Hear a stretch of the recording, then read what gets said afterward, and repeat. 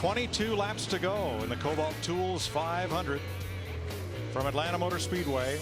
Brian Vickers beginning to eat into Kurt Busch's lead nibble by nibble. He's down to 1.2 seconds right now. Today is Sprint Mobile Monster Moment. Kurt Busch's pass of Jeff Gordon for the lead.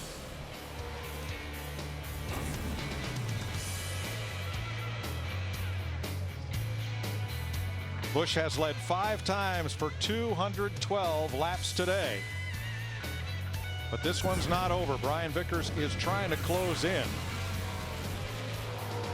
And it wasn't exactly back-to-back, but Bobby Allison won here in March of 1978. And in a bizarre finish in November of 1978, NASCAR flagged Richard Petty the winner. The public address called Donnie Allison the winner. Petty had just beat Dave Marcus to the line, but it turned out that a scoring recheck initiated by young Brian France gave the win to Donnie Allison, the last of his 10 Sprint Cup Series wins. So Bobby and Donnie back-to-back at Atlanta in 1978. Well, in the immortal words of Morris Midkiff, scoring is impeccable. Nice story about that in this week's NASCAR scene, a remembrance by Steve Wade. That gap just has not changed. No. Busch and Vickers remain 1.2 seconds apart. We're just inside 20 to go. Yeah, one lap Kurt will beat Brian by 1/10 of a second. The next lap Brian will beat Kurt, and the net gain or loss, it just doesn't change. It's a wash. Because we've got 19 to go. Hey, Jack, Mike, you remember Jack McDonald that worked for Jenny Dunleavy back, and they called him Uncle Jack? He passed away, and I just wanted to send out our condolences to his family. Oh, sorry to hear that. Junie Donlevy from Richmond, Virginia, gentleman car owner, one-car team. A long list of rookies of the year drove for Junie Donlevy, and Jack was an integral part of that group. You're right. You know, we were just riding with Carl Edwards, and he's kind of there in limbo. It's about 2 seconds up to third place Jeff Gordon, and then back over his shoulder it's about 7 seconds back to Casey Kane in the 9 that's running in the 5th position. Here we're riding with Carl. We've got 18 laps to go now. Boy, everybody else is slip sliding away. Well, this is going to be a full run on this set of tires right here and the tank of Sunoco race fuel if we go to the end without a caution. One thing I noticed about the 2-car, Ryan Newman didn't help Kurt Busch a whole lot, and they're coming up on some traffic here, and that could be Vickers' best friend right now. I think if he could get to Kurt, might be able to give him a little bit of a run. Darrell, last lap he beat him by 1/10 of a second. 35-16 to go. Same. Kurt has led 217 laps. The last time a driver led more than 200 laps here was Jimmy Johnson in October 2004. Most all-time at Atlanta on the old mile-and-a-half configuration when they ran 328 laps. One day, Cale Yarborough led 308 of 328. Wow. That's putting a spanking on him. Short man, he could do that. But Darrell, that last lap, Brian Vickers beat Kurt Busch by almost 1/10.5, and he beat him 2.5 tenths, 3 tenths. That he is reeling that number 2 car in as we've got 15 laps to go. Guys, I can see it. I can smell it.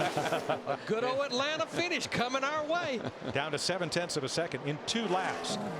Brian Vickers has knocked 4/10 of a second out of Busch's lead. It just seems like this traffic, I don't know if it distracts Kurt or if it's messing him up aerodynamically, but it really has slowed him down some. Busch is a former Cup champion. Vickers has seen that kind of success in what's now the NASCAR Nationwide Series. And both drivers had rides with top teams. Roush Racing in the case of Busch, Hendrick Motorsports in the case of Vickers. They've changed rides. Vickers now with Red Bull, and Kurt Busch has matured under Roger Penske's guidance.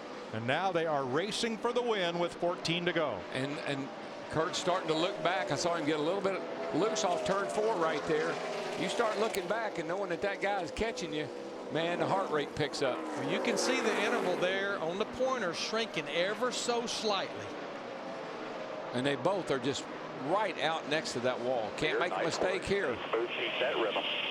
Boy, Brian got a great run off turn 2 that time and carries it all the way down that back straightaway. That's where Brian is really gaining. You watch him here in 3 and 4, where Kurt has been so fast from a center off. This Toyota of Brian Vickers is too. Well, the stopwatch tells the story. And folks, you can see at home right where Brian Vickers has been gaining.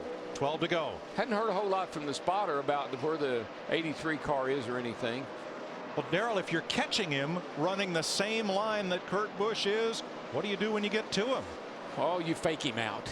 Yeah, you know, maybe he can run the bottom, but he doesn't want him to know it yet. Yeah, he's chopped the lead in half in about the last 6 laps. As when we get back over here, we're going to have 11 laps to go. I mean, it's down to about 3 or 4 car lengths now. Oh, it's on. There's no question. It's on. We're fond of saying that racing in Atlanta is like a rubber band. It stretches out, it contracts, stretches out, and then right as you get to the finish, everything all comes together, and here we are. Now that last lap, Kurt actually got a little better run off turn 4 than Brian Vickers, but their lap times was almost a mirror that time. Well, when you got a car as good as that 2 car is, you just don't want to mess up. You know, you might not be given 100%. We may see him turn the wick up here right at the end of this thing and get him a little cushion. There is a lot of lap traffic in front of our leader, Kurt Busch. That's what has been the difference. When Kurt runs up on traffic, it has really slowed him down. 11 to go. And Busch's car has been up against the wall today. Not sure what that might have done to it. In 2 weeks, we all go short tracking at Bristol, Tennessee. Boy, is that going to be fun. We get an off week, but we need it before we go to Bristol. Right. What did old Mike Dillon tell Boyer, whoever it was, when he hit the wall? Narrowed it up. It'll go faster now. And keep in mind, Kurt Busch has 5 wins at Bristol. Oh, yeah. I tell you, he's getting loose off 4. I just saw it there. He's starting to just jump a little sideways every now and then off turn 4, the 2 car of Kurt Busch. 9 to go. I think he's pretty good off of 2.